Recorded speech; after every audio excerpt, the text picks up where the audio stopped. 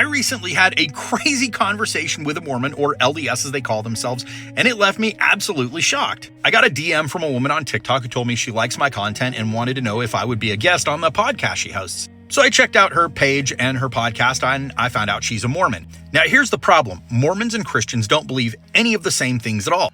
Like, they believe in Jesus and they believe in God, but they believe in a completely different Jesus and a completely different God than Christians believe in. Even what they believe about salvation and how to be saved and the afterlife and the Bible, and basically everything Christians believe in, Mormons believe something completely different.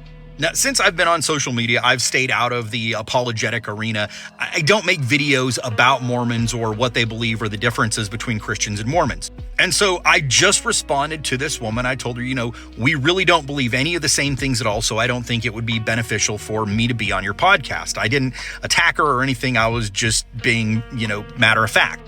And she was very offended by that. She was like, well, we believe the exact same things. There's nothing different that you believe that we believe. We just have a restored gospel.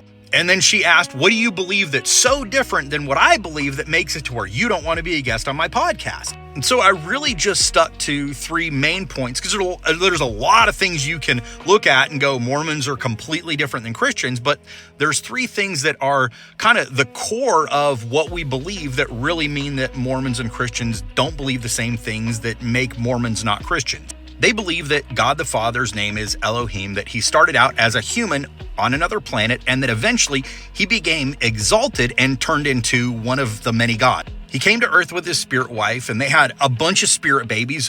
One of those babies was Jesus. They believe that Jesus is Yahweh or Jehovah in the Bible. In Exodus 3, when God was talking to Moses through the burning bush, God said, my name is I am that I am.